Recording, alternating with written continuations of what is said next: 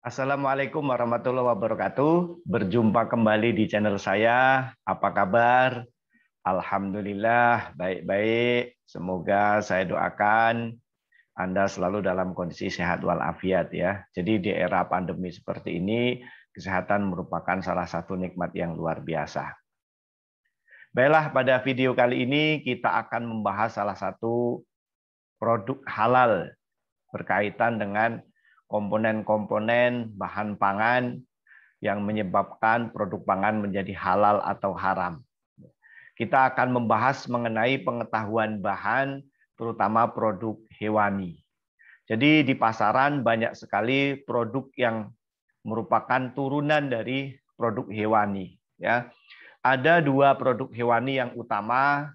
Yang pertama adalah produk hewani yang masih kelihatan bahwa produk itu adalah produk hewani. Ya, jadi produk ini merupakan golongan produk yang bisa dikenali oleh siapa saja. Ya, jadi masyarakat awam, orang yang tidak paham dengan teknologi pangan pun tahu bahwa itu adalah produk hewani.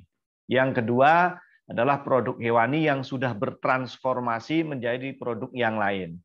Sehingga orang awam atau masyarakat tidak mengetahui lagi bahwa produk itu adalah merupakan produk turunan dari produk hewani. Karena bentuknya sudah jauh lebih berbeda dari produk aslinya, yaitu produk hewani. Nah, pada video kali ini saya akan membahas mengenai bagaimana kita mengidentifikasi produk-produk, terutama produk turunan hewani, baik yang masih kelihatan seperti produk hewani maupun produk yang sudah bertransformasi menjadi berbagai bentuk yang lain. Saya akan membantu Anda bagaimana mengetahui titik-titik kritis apakah produk hewani ini berstatus halal atau tidak ya. Jadi produk hewani ini merupakan salah satu produk yang ada di pasaran dalam jumlah yang sangat banyak ya. Jadi produk hewani ada di sekeliling kita, ya, ada di pasaran dan kita mudah sekali untuk mendapatkannya. Nah, sementara produk hewani ini merupakan salah satu produk yang sangat kritis. Ya, artinya produk yang memiliki kemungkinan sangat besar untuk tercemar dengan produk haram.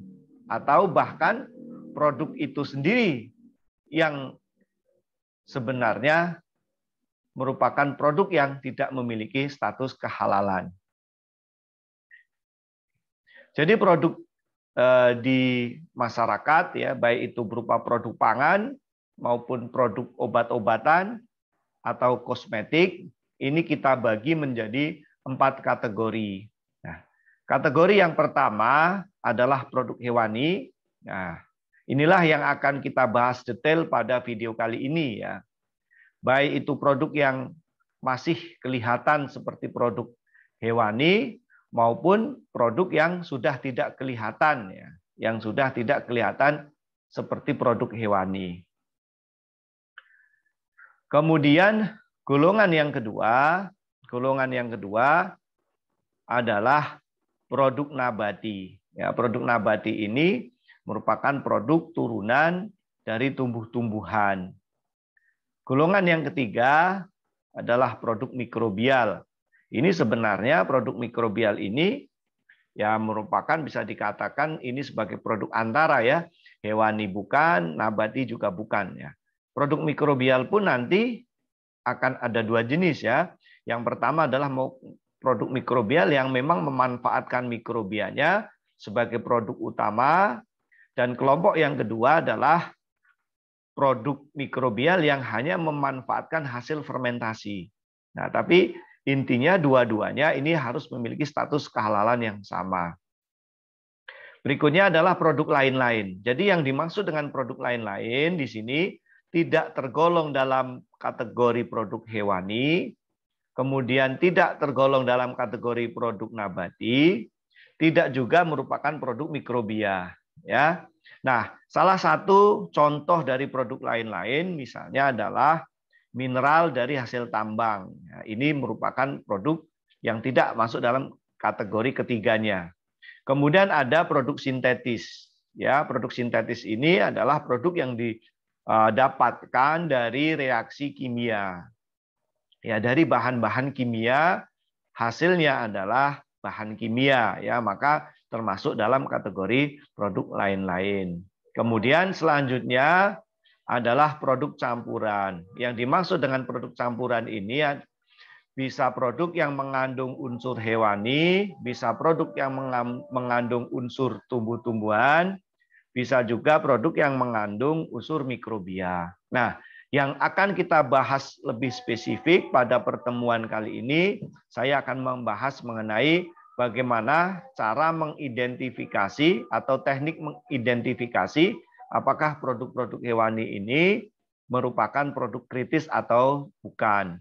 Nah, cara mengidentifikasi yang paling sederhana dan paling mudah dipahami oleh masyarakat adalah metode identifikasi dengan decision tree, ya, atau diagram pohon. Nah, yang pertama, tahap pertama, kita membagi dua kelompok produk hewani ini menjadi kelompok pertama adalah kelompok yang secara alami. Ini kelompok yang secara alami merupakan produk halal. Jadi produk ini dari sononya sudah halal, ya. Kemudian kelompok yang kedua adalah kelompok yang dari sononya ini bisa halal, bisa haram. Nah, kita akan bahas ke produk yang dari awalnya ini sudah halal. Bagaimana kita mengidentifikasi apakah produk itu tergolong dalam produk halal atau tidak? Maka ada beberapa pertanyaan yang akan menjadi dasar penggolongan dari status kehalalannya, ya. Pertanyaan pertama adalah ada tidaknya pengolahan dari produk itu, ya. Jadi produk ikan, susu, telur ini sudah diolah atau belum, ya. Kalau tidak diolah, maka otomatis produk ini termasuk produk non kritis. Artinya produk ini adalah produk halal, ya. Misalnya kita menemukan produk susu dan susu ini adalah susu murni segar, ya. Jadi susu murni maka dikategorikan produk non kritis. Jadi artinya kita bisa langsung mengkonsumsinya karena produk ini tergolong dalam produk yang halal. Demikian juga untuk telur, ya. Telur ini misalnya tidak diolah, ya, atau hanya direbus saja dalam bentuk utuh, ya, atau telur rebus, maka bukan merupakan produk kritis. Artinya boleh langsung dimakan. Demikian juga ikan, ya. Ikan juga walaupun sudah mati ini merupakan barang halal, ya. Sehingga ikan ini kalau belum diolah, belum diapa-apakan, masih dalam kategori produk non kritis. Nah, bagaimana jika produk tadi, baik susu, telur maupun ikan, ini dilakukan pengolahan, nah, maka menjadi titik kritis. Ya, kenapa? Karena di dalam proses pengolahan tentu melibatkan beberapa bahan tambahan yang dimasukkan ke dalam produk itu. Nah, bahan tambahan inilah yang kemudian bisa menjadi atau merubah produk yang halal menjadi haram, ya, dengan catatan produk tadi ditambahkan bahan tambahan yang status kehalalannya tidak jelas, ya. Jadi cukup jelas, ya. Artinya produk susu, telur dan ikan ini adalah produk halal, sehingga apabila kita menemukan produk ini yang tidak diolah, dilakukan pengolahan atau hanya sekedar pengolahan fisik saja yang tidak melibatkan bahan tambahan pangan, maka otomatis produk ini tergolong dalam produk halal. Berikutnya, ya, kita akan membahas mengenai diagram yang ke arah kanan, ya, yaitu apabila produk ini berupa daging dan hasil sampingnya. Jadi hasil samping yang dimaksud di sini, ya, bisa berupa lemak, bisa berupa tulang, ya, bisa berupa kulit, bisa berupa bulu, bisa berupa tanduk, ya, dan lain sebagainya. Nah, pertanyaan pertama terkait penentuan titik kritis untuk produk daging dan hasil sampingnya adalah apakah produk ini berasal dari hewan halal, ya. Jadi pertanyaannya adalah apakah produk ini dari hewan halal. Jadi yang dimaksud dengan hewan halal adalah hewan yang dihalalkan menurut syariat Islam, ya. Sebagai contoh misalnya sapi, kerbau, ya, ayam, kemudian ada kuda, ada kambing, ada domba, ada rusa dan lain sebagainya. Itu kategori hewan halal. Nah, maka jawabannya pasti ada dua kategori, ya, yaitu jawaban iya dan jawaban tidak. Jawaban iya dan jawaban tidak. Sekali lagi, bagaimana kalau jawaban tidak? Kalau jawaban tidak, maka otomatis tidak bisa dipakai. Artinya hewan tersebut adalah hewan haram, ya. Walaupun cara penyembeliannya itu sesuai dengan syariat Islam, karena bahan bakunya itu memang haram, maka tidak bisa merubah statusnya menjadi produk halal, ya. Sekali lagi, apabila produk ini adalah produk yang berasal dari hewan haram, maka otomatis akan menjadi haram, ya. Misalnya apabila produk ini dari daging babi, kemudian ada juga misalnya daging monyet, ya. Kemudian daging celeng, ada juga daging anjing, kemudian ada juga daging-daging ular misalnya, biawak, itu ya termasuk yang haram. Tetapi sekali lagi, untuk produk-produk itu, ya, tidak terlalu banyak kita temukan dalam pasaran, tidak terlalu banyak kita temukan dalam kehidupan sehari-hari. Yang paling banyak produk ini adalah produk babi dan turunannya, ya. Jadi sekali lagi, untuk di dunia teknologi pangan, yang paling banyak nanti akan kita temukan adalah produk babi dan turunannya. Oke, kita bergeser ke pertanyaan yang sebelah kanan. Jawabannya adalah iya. Artinya hewan tadi berasal dari hewan yang halal. Ya, walaupun hewan berasal dari hewan yang halal, daging tadi berasal dari hewan yang halal, maka tidak serta-merta akan menjadi halal, ya, karena di dalam agama Islam ada yang namanya prosedur penyembelian, ya, prosedur penyembelian yang syar'i atau penyembelian yang sesuai dengan aturan agama Islam. Oke, maka pertanyaan berikutnya, apakah hewan tadi hewan yang halal dan disembelih dengan cara Islami atau sesuai dengan syariat Islam? Nah, maka jawabannya adalah bisa iya, bisa tidak. Saya akan membahas terlebih dulu bagaimana kaitan dengan disembelih dengan syariat Islam. LPPOM MUI menyaratkan bahwa produk yang disembelih dengan syariat Islam ini harus dibuktikan, ya. Bagaimana cara membuktikan? Cara membuktikannya dengan adanya sertifikat halal dari MUI atau sertifikat halal dari LPPOM MUI. Oke, ya. Selain sertifikat halal dari LPPOM MUI, sertifikat apa lagi yang bisa dipakai? Ya, bagaimana kalau produk itu adalah produk impor dari luar negeri, ya? Mengingat produk daging yang ada di Indonesia itu banyak sekali yang merupakan produk impor. Artinya produk itu bisa berasal dari negara-negara tertentu, ya. Salah satunya bisa berasal dari New Zealand, ya. Kemudian bisa juga berasal dari Australia atau bisa juga berasal dari India, ya. Itu adalah ekspor daging, ya, daging impor yang banyak kita temukan di pasaran. Bagaimana? Ya, jadi LPPOM MUI memperbolehkan, ya, sertifikat itu dikeluarkan oleh lembaga-lembaga yang ada di luar negeri dengan syarat, ya, sudah ada kerjasama antara lembaga penyembelian yang ada di luar negeri atau lembaga sertifikasi halal dengan LPPOM MUI. Nah, ini nanti akan kita bahas lebih lanjut bagaimana dengan istilah lembaga yang sudah diakui LPPOM MUI. Nah, di dalam sertifikasi halal ada istilah sertifikat yang valid, ya, ada istilah sertifikat yang valid. Apa yang dimaksud dengan sertifikat valid? Sertifikat yang masih berlaku, ya, itu namanya valid. Kemudian yang kedua, ya, dikeluarkan oleh lembaga sertifikasi halal yang diakui atau yang melakukan kerjasama dengan LPPOM MUI, ya. Jadi kalau tidak terpenuhi kedua unsur ini, maka otomatis sertifikat tidak bisa digunakan. Maka status kehalalan daging tersebut menjadi diragukan, ya.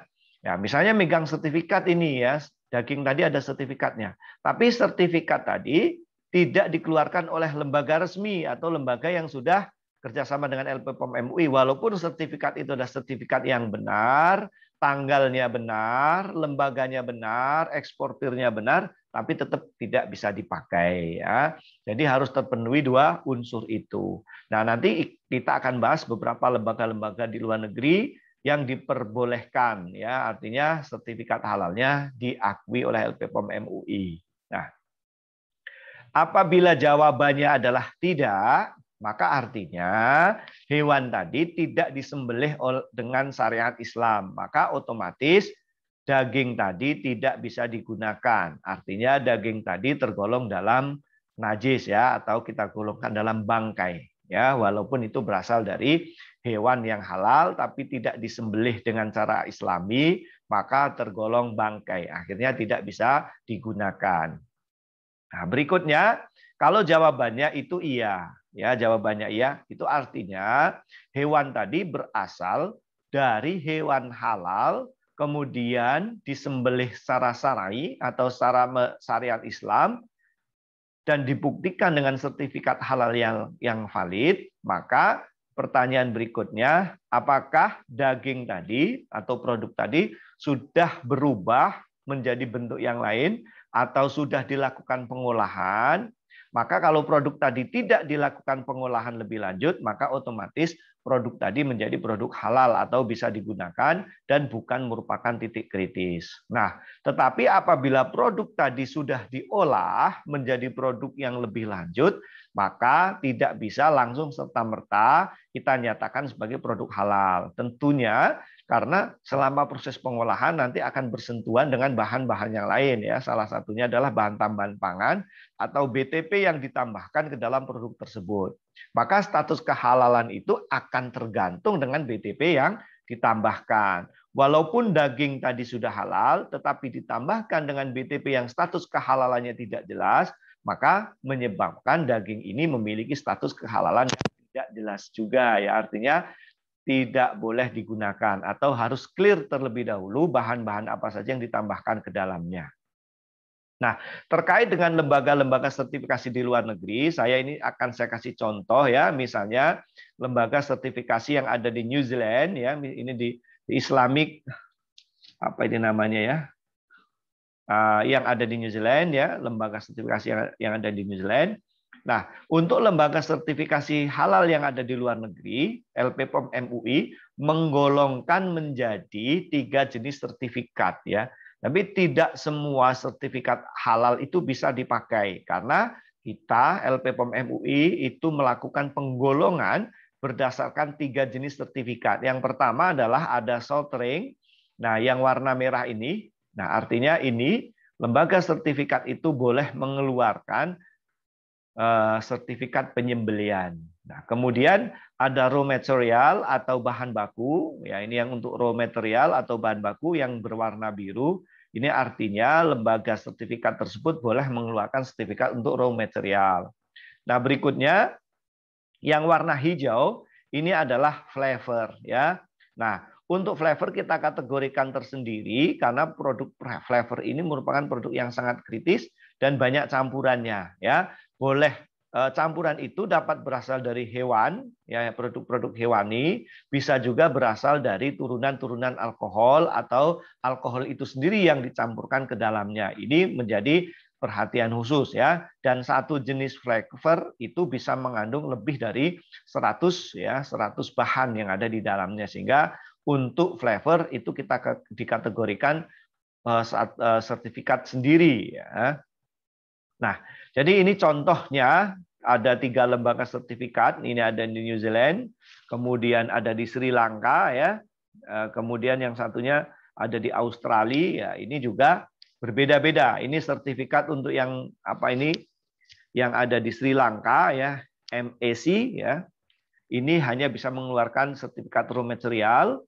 Kemudian KCV yang ada di New Zealand ini bisa mengeluarkan 3 sertifikat ya untuk slaughtering, kemudian raw material dan flavor. Kemudian yang ada di Australia ini juga hanya bisa mengeluarkan slaughtering dan raw material. Nah, itu bagaimana cara kita menentukan apakah produk itu merupakan titik kritis atau tidak ya. Jadi saya berharap Anda cukup jelas dengan keterangan yang saya sampaikan ini. Oke, berikutnya kita akan membahas produk-produk turunan, kenapa dan asal-usul produk itu menjadi produk kritis ya. Jadi ada bahan-bahan turunan hewani yang ada di dalamnya. Nah, ini kita akan bahas demikian karena produk-produk ini nanti tidak akan kelihatan menjadi seperti produk hewani lagi, atau yang saya jelaskan tadi, produk ini merupakan produk yang sudah bertransformasi menjadi produk yang tidak kelihatan sebagai produk hewani, sehingga harus dibahas satu persatu dengan detail. Nah, untuk produk turunan hewani, LP POM MUI sekali lagi menyaratkan 3 ketentuan ya supaya berstatus halal. Ya, tadi sudah saya jelaskan ketentuan pertama bahwa produk turunan daging itu atau produk turunan hewani harus berasal dari hewan yang halal, terus disembelih secara syariat Islam. Oke ya, itu aturan yang pertama. Kemudian aturan yang kedua, produk itu bukan produk darah. Yang ketiga, produk tidak bercampur dengan barang yang haram atau barang najis. Ya, itu adalah 3 ketentuan harus terpenuhi supaya produk hewani berstatus halal. Nah, ini adalah produk turunan daging, ya, daging babi, produk turunan babi yang banyak kita temukan dalam kehidupan sehari-hari dan bertransformasi menjadi produk yang sudah tidak dikenali lagi oleh masyarakat kalau itu adalah produk turunan hewani. Ya, jadi dari segi lini proses produksi, dari berbagai jenis produk, kemudian dari berbagai varian produk, semua bisa dimasuki oleh produk turunan babi. Ya, dan seluruh komponen yang ada di dalam tubuh babi ini ajaibnya semua bisa dimanfaatkan. Ya, jadi seluruh komponen babi itu ajaibnya bisa dimanfaatkan, dari bulu yang paling luar, kemudian masuk ke daging, masuk lagi ke sebelah dalam ada tulang, terus masuk lagi ke sebelah dalamnya ada jeroan, seluruhnya bisa dimanfaatkan dan bisa diolah menjadi produk-produk turunan. Ya, jadi produk turunan BTP. Nah, mengenai produk-produk turunan babi, ini saya akan bahas detail di video yang lain. Misalnya bulu itu bisa diolah menjadi apa saja, kemudian kulit itu bisa diolah menjadi produk apa saja, nah, kemudian tulang bisa diolah menjadi produk apa saja, dan seterusnya dan seterusnya. Oke. Nah, pada video kali ini saya akan fokus ke beberapa produk, ya, ke beberapa produk turunan babi yang sudah bertransformasi dan bagaimana cara mengidentifikasi atau bagaimana apa penyebabnya kenapa produk ini bisa menjadi produk yang tidak halal. Yang pertama adalah gelatin. Ya, gelatin ini merupakan produk turunan babi atau produk turunan hewani yang memiliki fungsi yang sangat luas. Ya, fungsi yang beragam, ya, fungsi yang sangat banyak. Oke, akan kita kupas satu-satu ya. Untuk apa saja gelatin itu? Yang pertama digunakan untuk gelling agent. Ya, ini digunakan untuk pengental pada produk-produk cair. Ya, ini disebut dengan gelling agent. Nah, misalnya untuk tambahan atau pembuatan permen jelly. Ya, permen jelly supaya memiliki tekstur yang lembut, itu bisa ditambahkan dengan gelling agent. Ya, kemudian bisa ditambahkan pada dodol, ya, supaya dodolnya ini memiliki tekstur yang empuk walaupun sudah disimpan dalam waktu yang lama. Itulah yang disebut dengan gelling agent. Oke. Selain itu, gelling agent juga bisa ditambahkan kepada produk emulsi, ya, produk emulsi dari daging, misalnya seperti bakso. Kemudian bisa juga ditambahkan pada pempek, ya. Ini bisa, apabila kita gunakan produk ikan yang kurang bagus supaya gelnya terbentuk, maka ditambahkan gelling agent dari gelatin ya. Bisa juga ditambahkan gelling agent pada es krim ya. Es krim ditambahkan supaya teksturnya menjadi tidak mudah leleh. Ini bisa ditambahkan gelling agent terutama pada es krim yang bisa dibentuk ya, bisa dibentuk. Kemudian ditambahkan pembuatan bakso ya, misalnya kita buat bakso tapi tidak menggunakan daging segar, maka tentu susah untuk membentuk bola-bola itu, sehingga ditambahkan gelling agent ya, salah satunya bisa dalam bentuk dari gelatin ini ya, sehingga harus hati-hati kalau kita menggunakan atau kita menemukan produk-produk itu ya. Kemudian yang selanjutnya ada film former ya, film former ini digunakan untuk membentuk lapisan ya, misalnya pada edible film ya, misalnya pada edible film. Kemudian film former misalnya ditambahkan pada pembuatan kapsul ya, sehingga bisa membentuk kapsul dengan baik, dengan bagus ya, maka ditambahkan film former. Nah, intinya adalah pada film former ini ditambahkan untuk membentuk bahan lembaran tetapi dia memiliki elastisitas, maka ditambahkan film polymer ya. Kemudian selanjutnya digunakan untuk adhesive agent ya. Adhesive agent ini ditambahkan untuk mengurangi tingkat biar tidak lengket ya. Lengket antara bahan dengan bungkusnya. Ini yang banyak digunakan misalnya dodol ya. Dodol kemudian wajik ya, supaya tidak lengket pada bungkusnya. Ini sering ditambahkan bahan disebut dengan adhesive agent. Nah, berikutnya gelatin dimanfaatkan sebagai bahan stabilizer ya. Stabilizer ini banyak digunakan untuk produk yang didominasi karbohidrat ya. Misalnya contohnya kita membuat sirup ya, sirup tadi kurang kental ya, kurang kental bisa juga ditambahkan stabilizer. Bisa juga bahan ini ditambahkan pada pembuatan jus ya. Kalau misalnya kita punya jus ya yang akan dikemas supaya hasilnya bagus, ditambahkan stabilizer supaya tidak terjadi pemisahan antara air, kemudian protein dan jusnya sendiri ya, supaya dia menggumpal dengan baik. Nah, stabilizer juga ditambahkan pada pembuatan es krim. Berikutnya adalah emulsifier. Tadi sudah saya bahas salah satu produk emulsi dari produk daging, salah satunya adalah bakso, sosis. Supaya apa? Supaya teksturnya baik, teksturnya bagus, ini sering ditambah emulsifier. Nah, itu yang perlu diperhatikan ya, perlu diperhatikan untuk bahan-bahan itu. Nah, berikutnya ada foaming atau wiping agent. Nah, ini misalnya wiping cream yang kita tambahkan pada pembuatan kita membuat misalnya seperti kue tar ya. Nah, kue tar ini juga sering ditambahkan dengan wiping cream. Nah, wiping cream itu juga mengandung bahan gelatin ya, bahan gelatin ya, supaya apa? Supaya wiping creamnya itu tidak kolaps kalau diletakkan dalam waktu yang lama atau tidak menurun volumenya. Ini sering ditambahkan dengan gelatin. Oke. Berikutnya, salah satu turunan dari produk hewani yang tidak kalah banyaknya kita temukan dalam pasaran atau dalam kehidupan sehari-hari adalah lemak ya.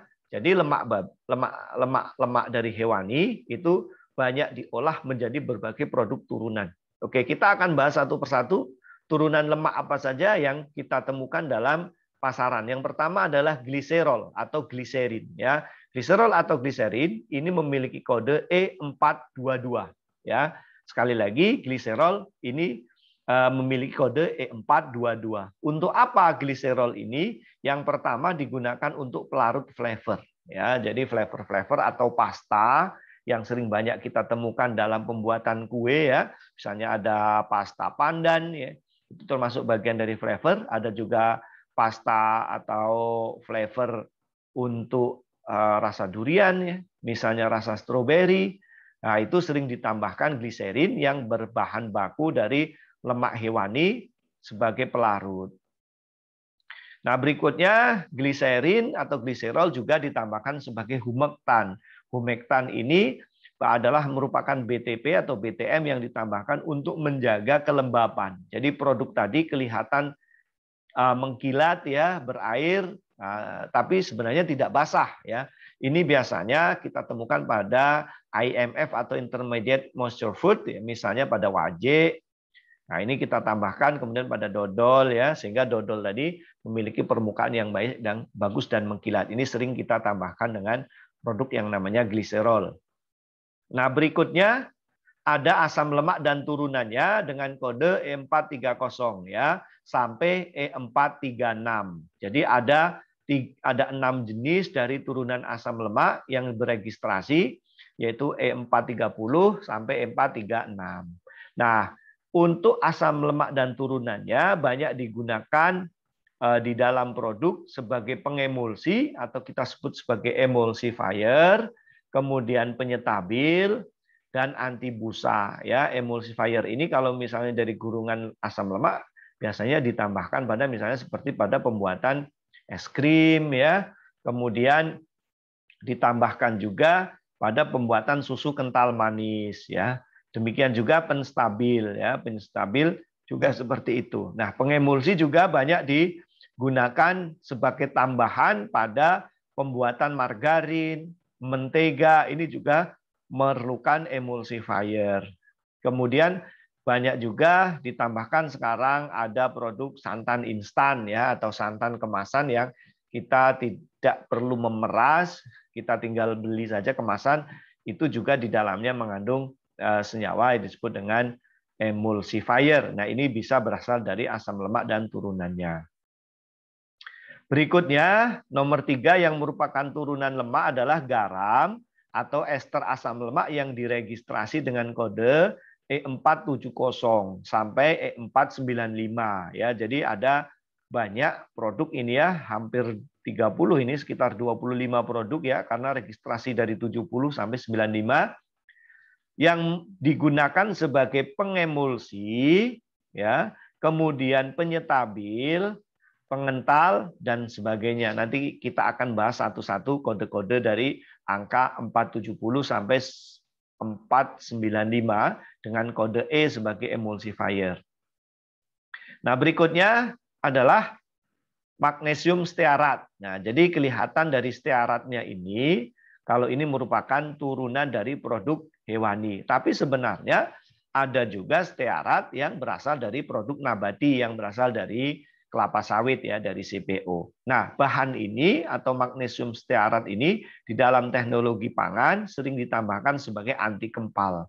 Anti kempal yang dimaksud di sini adalah anti aggregating agent ya, atau agen anti gumpal ya. Ini digunakan pada dunia pertepungan ya, dunia pertepungan. Misalnya pada tepung terigu ya, supaya tidak mengalami granulasi, maka ditambahkan bahan yang disebut dengan anti kempal ya. Nah, kemudian bisa juga ditambahkan pada tapioka. Nah, sekarang banyak kita temukan produk tepung premix ya. Ini juga banyak ditambahkan bahan anti kempal supaya apa? Supaya tidak menggumpal ya. Anti kempal juga ditambahkan pada produk-produk umami ya. Misalnya ada produk cita flavor ayam yang untuk bahan masak atau untuk nasi goreng gitu ya, itu juga ditambahkan anti kempal supaya tidak terjadi agregasi.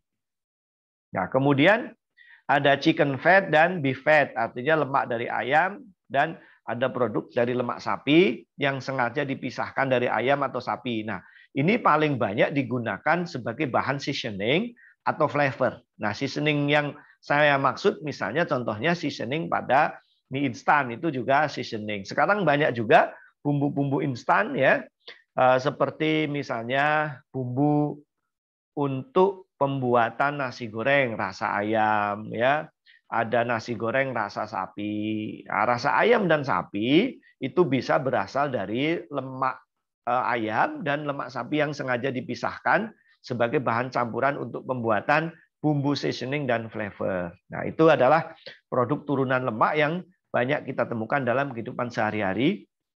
Nah, ini adalah contoh garam dari ester asam lemak yang diregistrasi dari kode E470 sampai E495 ya. Ada sodium, potasium, fatty acid ya, kemudian ada sucrose ester of fatty acid ya. Jadi maksudnya ester sukrosa dan asam lemak ya. Kemudian ada sukrogliserida dan seterusnya. Kemudian sampai pada sorbitan ya, bahan tambahan antara sorbitol dan monostearat menjadi sorbitan monostearat. Kemudian ada sorbitan tristearat, ada sorbitan monoolea dan seterusnya. Nah, ini merupakan produk-produk turunan lemak yang berasal dari produk hewani. Nah, sebenarnya bisa juga berasal dari nabati ya. Misalnya ada palmitat, ini bisa berasal dari nabati ya. Kemudian stearat bisa juga dari nabati ya. Tetapi perlu dicermati apakah produk-produk ini berasal dari nabati atau hewani. Jadi bisa dari nabati, bisa dari hewani. Oke, berikutnya kita akan bahas mengenai produk dari darah dan turunannya. Ya, banyak produk darah yang kita temukan di pasaran, tetapi sudah tidak kelihatan seperti darah lagi. Ya, jadi kalau kita punya darah, ini bisa kita bagi menjadi 3 komponen utama atau komponen besar. Yang pertama adalah plasma darah. Plasma darah ini yang biasanya didominasi oleh lemak ya, sehingga posisinya ada di bagian atas, kemudian darah putih ya, kemudian platelet dan sel darah merah. Ini biasanya padatan, maka didominasi oleh protein ya, didominasi oleh protein. Nah, untuk plasma darah ini biasanya cairan ya, berbentuk cair dan berwarna bening. Nah, oke. Nah, kita akan bahas satu-satu. Oh, mohon maaf, untuk plasma ini biasanya berisi cairan ya, sebagian cairan yang larut air. Oke, kita akan bahas satu-satu dari setiap komponen ini. Yang pertama adalah sel darah merah. Ya, ini yang merupakan komponen yang sampai 45%. Ini kalau kita urai satu persatu, isinya adalah hemoglobin ya. Kemudian sel darah putih, ini isinya adalah interferon dan interleukin, karena ini digunakan sebagai bagian dari sistem kekebalan tubuh. Kemudian plasma darah. Plasma darah ini yang jumlahnya cukup banyak juga, 55%, isinya adalah albumin, ini senyawa larut air ya. Kemudian ada globulin ya. Globulin cenderung tidak larut. Kemudian ada bagian yang disebut dengan platelet ya. Platelet ini adalah bagian yang tengah ya, ini atau kita sebut sebagai keping darah. Nah, ternyata darah-darah ini atau produk-produk ini juga bisa diolah menjadi berbagai produk seperti tepung darah ya, seperti tepung darah. Nah, ini statusnya adalah haram karena tidak diperbolehkan untuk dikonsumsi secara terpisah seperti ini ya. Oke, baik.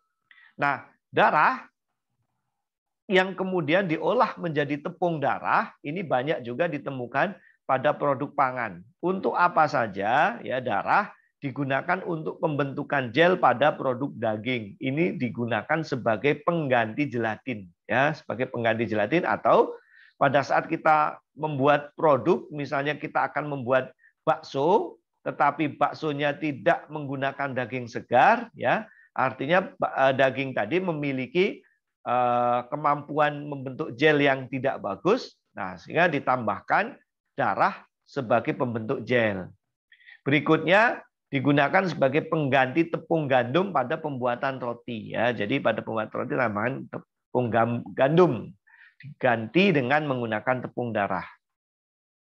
Kemudian mengganti fungsi albumen telur pada pembuatan cake ya. Jadi pada pembuatan cake kita sering menggunakan putih telur yang di dalamnya ada ovomusin dan ovomukoid. Pada saat kita kocok ya, dia akan memperangkap gas dari kocokan itu, sehingga semakin banyak semakin lama dikocok dia akan semakin banyak gas yang terperangkap ya, sehingga dia semakin ngembang ya. Pada saat ditambahkan tepung dan di oven atau kita masak, maka ikatan telur tadi dia bersifat irreversibel, sehingga dia akan membentuk lubang-lubang dalam jumlah yang banyak, sehingga cake tadi pada saat kita menggunakan putih telur akan menghasilkan cake yang empuk ya, cake yang empuk. Ternyata fungsi albumin pada pembuatan cake tadi bisa digantikan dengan tepung darah. Ya, itu harus diperhatikan ya. Jadi cake atau produk bakery ini adalah produk yang sangat kritis karena banyak mengandung bahan-bahan tambahan yang susah ditelusuri dan sebagian besar merupakan turunan dari bahan hewani ya. Sehingga saya menghimbau kepada saudara-saudara sekalian, pada saat Anda ingin memastikan untuk membeli kue, pastikan bahwa kue itu diproduksi dari tempat produksi yang halal atau tempat produksi yang sudah bersertifikat ya, mengingat bahan baku yang digunakan untuk membuat kue itu sangat banyak, sangat beragam dan sebagian besar adalah produk impor ya. Kemudian ada konsentrat globin ya, konsentrat globin ini biasanya diambil dari plasma darah, terutama plasma yang tidak larut air ya. Nah, ini digunakan untuk pengganti daging bebas lemak atau produk patty ya. Nah, ini ditambahkan untuk produk daging biasanya yang non lemak. Kemudian berikutnya adalah fibrinogen ya. Fibrinogen digunakan untuk membentuk gel pada produk daging. Nah, selanjutnya ada juga untuk media pertumbuhan mikrobia atau apa disebut dengan media agar ya, atau ada blood agar. Nah, ini untuk produk mikrobia biasanya yang dikonsumsi bukan agarnya ya, tetapi yang diproduksi biasanya adalah produk hasil fermentasi ya. Jadi mikrobia tumbuh di dalam media agar, baru dia akan menghasilkan produk yang dipanen. Nah, untuk produk ini, produk yang digunakan untuk pembuatan blood agar, yang digunakan sebagai media pertumbuhan mikrobia, status kehalalan dari produk ini adalah halal ya.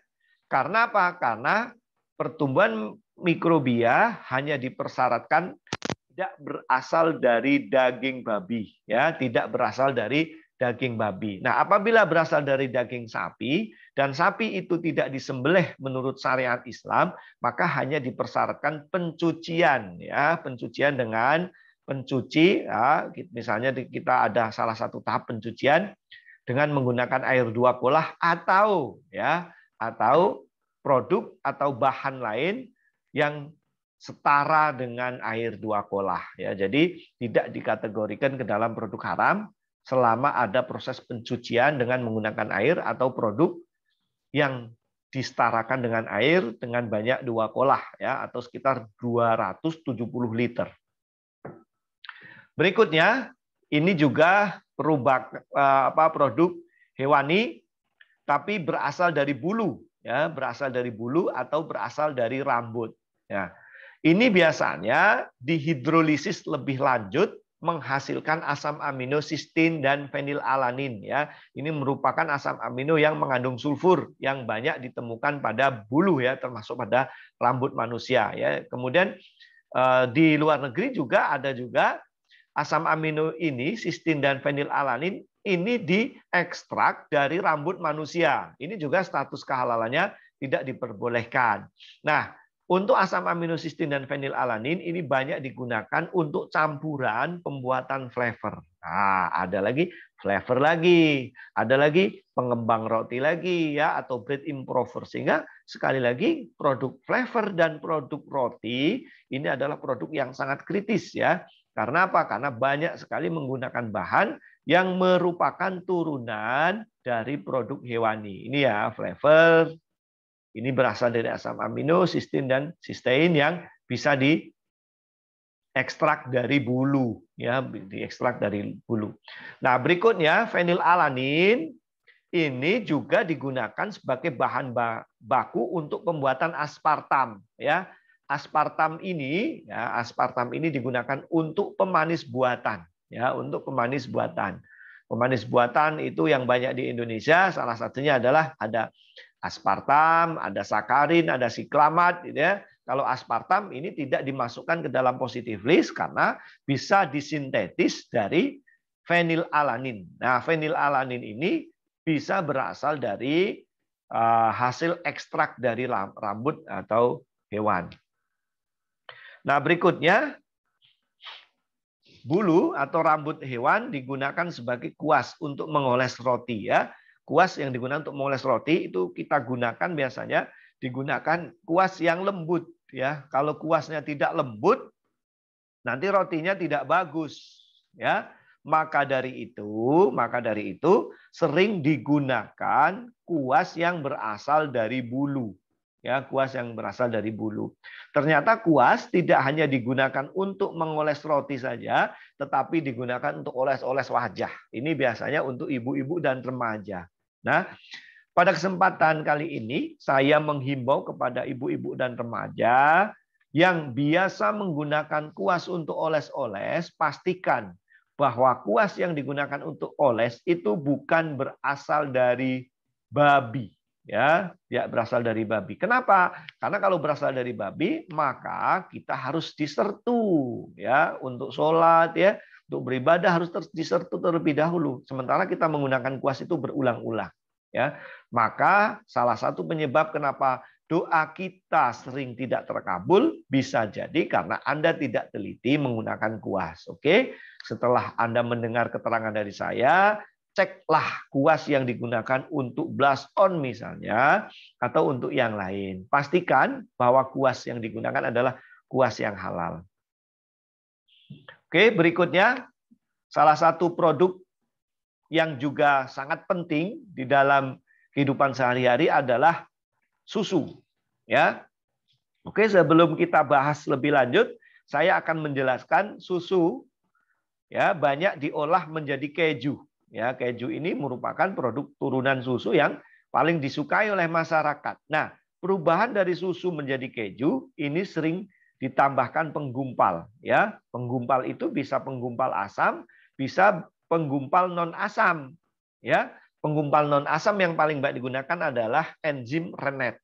Enzim Rennet ini berasal dari anak sapi, anak domba, atau anak babi. Ya, jadi kalau kita menemukan produk, terus sisa dari keju yang penggumpalnya adalah rennet dari babi, maka wassalam.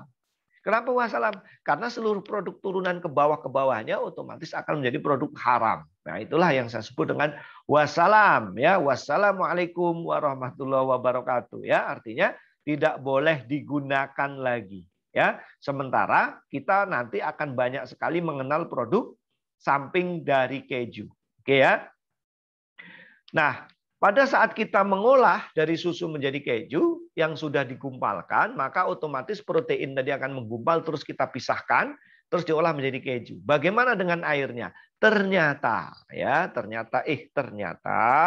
bahwa air yang dari hasil olahan keju tadi itu kita sebut dengan whey. Whey ini masih mengandung protein. Protein apa? Protein yang larut air dan tidak bisa digumpalkan. Dan ini masih bisa digunakan untuk banyak keperluan yang lain. Misalnya diolah menjadi kasein dan kaseinat. Kemudian bisa diolah menjadi protein yang lain dan mineral. Kemudian gulanya itu bisa dipisahkan menjadi laktosa. Nah, itulah yang saya bilang tadi. Kalau rennet yang digunakan sudah haram, maka ke belakangnya sudah wassalam semua, nggak bisa digunakan. Nah, termasuk bagi Anda fitness mania yang sering mengkonsumsi susu, yang sering mengkonsumsi whey, atau kita menggunakan amino, pil tadi, pil amino yang digunakan untuk membawa badan kekar, pastikan bahwa Anda mengkonsumsi whey, ya. Pastikan Anda mengkonsumsi amino. Pastikan Anda mengkonsumsi gainer itu berasal dari produk yang halal ya. Oke.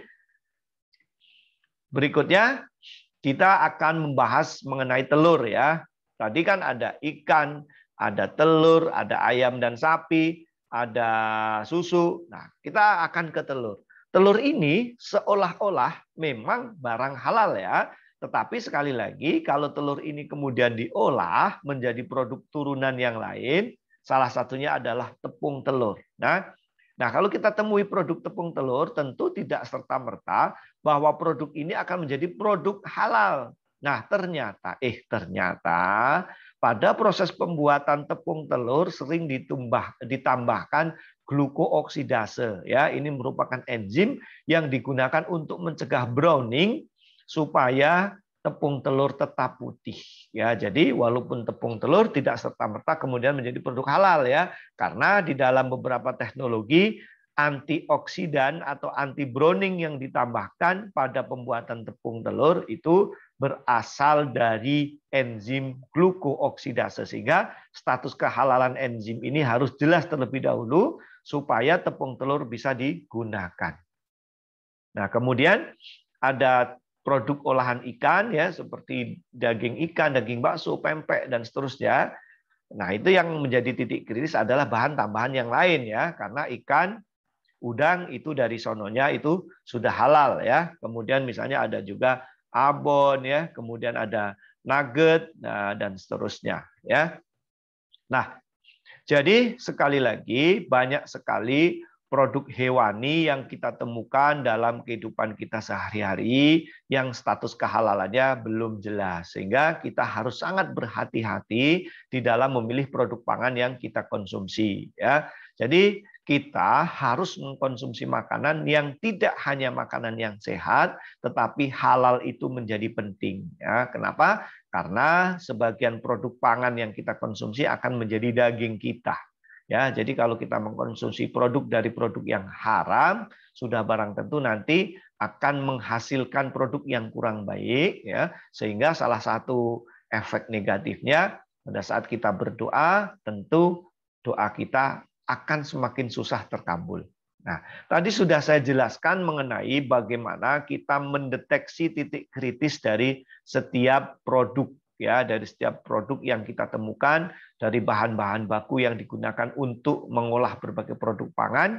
Salah satunya adalah produk turunan hewani yang digunakan untuk produk bakery. Ya, sebelum saya akhiri video saya kali ini, sekali lagi saya menghimbau kepada saudara-saudara muslimin muslimat, pada saat Anda akan membeli bakery, pada saat Anda ingin membeli roti, pastikan bahwa roti itu diproduksi dari tempat produksi yang sudah bersertifikat halal. Mengingat bahwa bahan baku yang digunakan untuk membuat roti itu sangat banyak produk yang berasal dari produk turunan hewani yang kita sendiri tidak bisa mengenali lagi bahwa produk itu sebenarnya berasal dari produk hewani. Oke, terima kasih atas perhatiannya dan saya akhiri. Assalamualaikum warahmatullahi wabarakatuh.